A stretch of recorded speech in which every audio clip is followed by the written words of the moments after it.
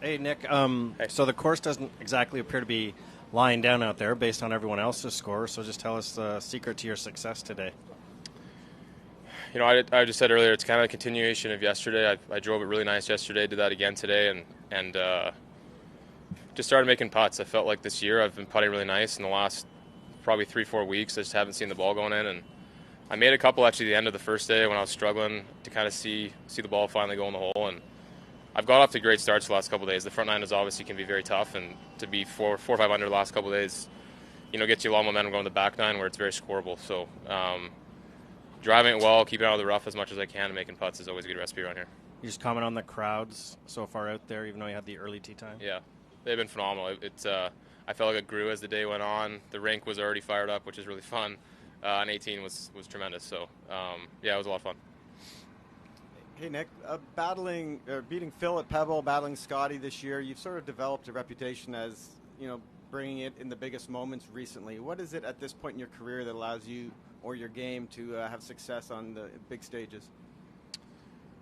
It's a good question. I don't think I'm afraid of the moment per se. When I get in that chance, I feel like I just keep my head down, let my game keep doing what it's doing. The last 2 days, like I said, I've struck it really nice, and the putts have been going in. So tomorrow I got to do the same thing. It's going to be probably a big stage. I don't expect to be leading probably by the end of the day, but I think I'll have a chance going tomorrow. So it's easy to get wrapped up to it, but I think the fans will try to carry us through. I guess you won't know till tomorrow, but how do you think tomorrow would compare to rounds against Scotty or Phil? The crowd will be on my side maybe, so maybe that'll be the nice difference. But it'll be, I'm gonna try to win a golf tournament and adding the extra pressure, if you want to call it, of being a Canadian, win the Canadian Open will be on top of that. But I think I'm ready for the moment, so we'll see. Thanks. Hey Nick, obviously you set the new course record here today. This is a course that George Knudsen cut his teeth on. He played here often. Mm-hmm. What's that mean to you as a Canadian golfer to be in the same breath as him?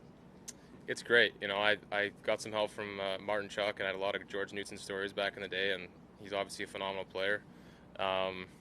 Yeah, to have a course record is really cool. I don't think I have one out here on tour, and to do it at the Canadian Open is even more special. So, yeah, to be in the same name as George Knudsen is phenomenal.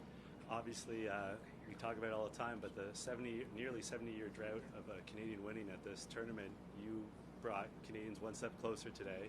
How does that feel that maybe that drought will end tomorrow? Two guys having a great chance. I think that's all we can ask for. I'm sure the crowds will be very excited going tomorrow if Corey's playing well. And I played him the first couple of days, and I expect him to play great today too because he's hitting it phenomenal. So, yeah, we're doing all we can. I promise you. Thanks, Nick, this gentleman sort of took away my question, but I did want to respond to something he said. I actually caddied here for George Knudsen back in the mid-'60s, Mm-hmm. and I remember the spot. There's going to be a whole bunch of Canadians in contention tomorrow. That's the way I feel. Do you feel like it's sort of a team approach to try and win this thing for Canada? Hard to say. I think we're rooting for each other, but we still, we want to win. If we don't win, I think we want other Canadian to win. That's kind of probably how we feel at any event, honestly, other than and along this year. But I'm going to go out tomorrow and do my thing and try to win the golf tournament. If I look up and I'm second and Corey Connors is first, then that's almost as good as winning. Good luck. Thank you. Nick, as the day was going on, was it registering what you were doing?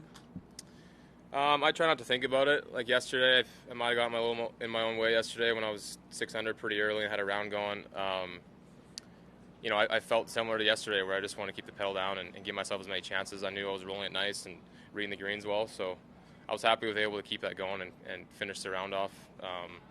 But yeah, the fans started pouring in. I knew I was going to finish before the leaders teed off, so I knew the leaders was 9 under, and if I kept pushing it, then I could get past that. So it was a fun day with the crowds rolling in. Was there anything specific that was different from Thursday over to the last 2 rounds? My wife gave me a talking to Thursday night. I was just kind of getting my own way. I was probably a very poor attitude, when I was hitting shots, maybe weren't ending up like I wanted to. So, I knew my game was there, but a little kick in the butt didn't hurt. Hey, Nick. Were there any big challenges on this course? The rough is very challenging. The first 6 holes, if you can get through there, I would say even par, you're going to have a good chance of shooting a great round. And the last couple of days, I've been 2 or 3 under through 6, which has been a huge momentum. So after that, you're going to have some scoring opportunities, but staying out of the rough those first 6 holes is very key. Thank you. Thanks, guys.